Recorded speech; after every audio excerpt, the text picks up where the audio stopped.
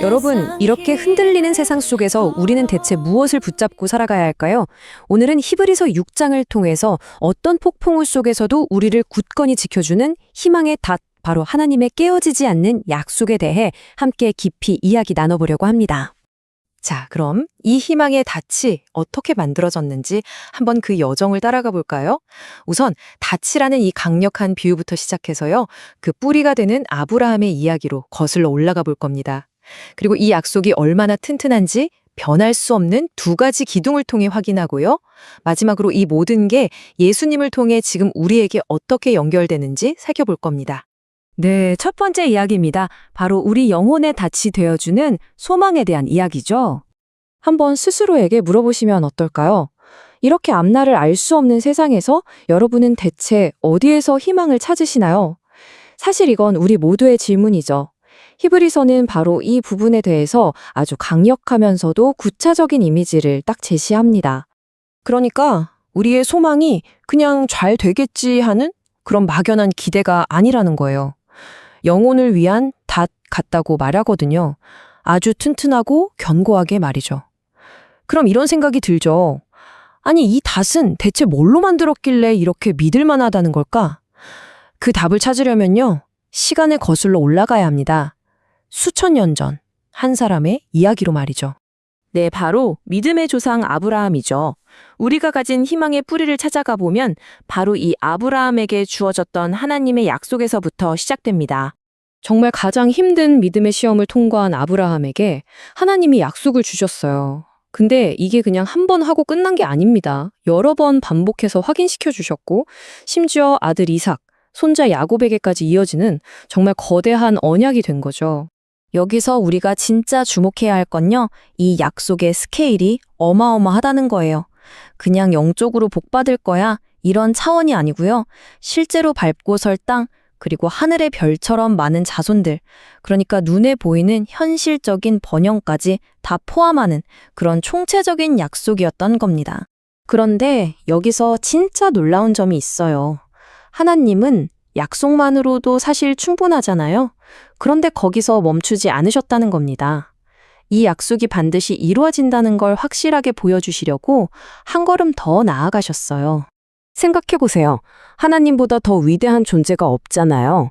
그러니까 하나님은 바로 자기 자신의 이름을 걸고 맹세를 하신 겁니다. 이게 무슨 뜻이겠어요? 자신의 절대 변하지 않는 그 성품 자체를 이 약속의 최종 보증수표로 내걸었다. 바로 그 얘기입니다. 사실 이 보증이라는 개념은 성경 전체에서 굉장히 중요한 주제예요. 예를 들어 신약으로 넘어오면 성령님을 우리에게 주신 보증금, 그러니까 계약금처럼 표현하고요. 또 예수님은 더 좋은 언약의 보증인이라고 말하거든요. 다 같은 맥락인 거죠. 바로 이 말씀이 우리가 왜 안전한지를 정확하게 보여주는 핵심이에요. 하나님은요, 사람이 아니라서 거짓말을 안 하시는 게 아니라 못 하시는 분입니다. 약속을 지키는 게 어떤 옵션이 아니라는 거죠. 그게 바로 하나님의 본질 그 자체이기 때문입니다.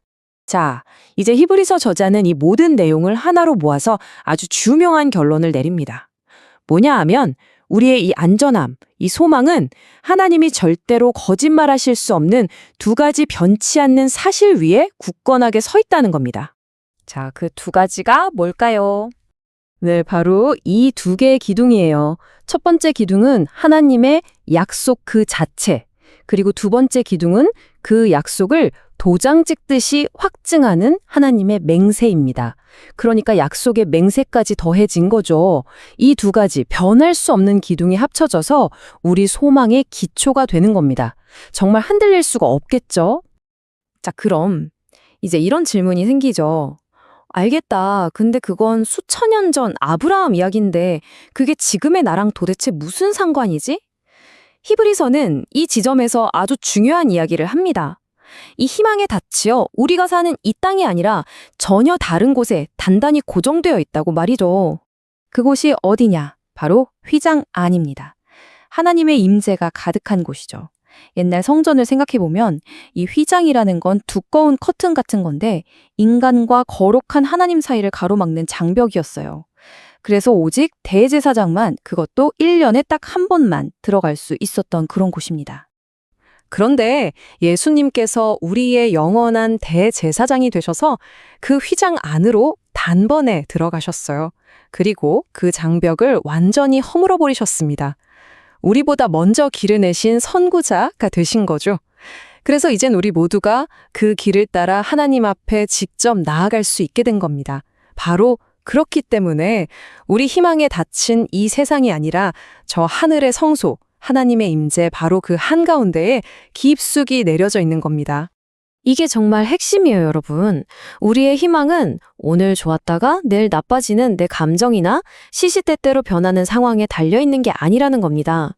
우리의 희망은 이미 모든 것을 이루신 예수님의 사역, 그리고 절대로 변하지 않는 하나님의 성품이라는 세상에서 가장 단단한 반석 위에 세워져 있는 거죠. 자, 이제 마지막으로 이 질문을 우리 각자에게 던져보면서 마무리하면 좋겠습니다. 여러분, 여러분의 희망의 닻은 지금 어디에 내려져 있나요? 작은 파도에도 금방 쓸려가 버릴 이 세상의 모래사장에 있습니까?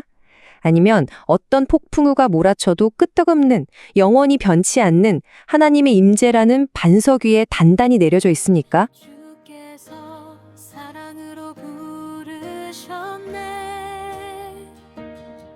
생명의 말씀으로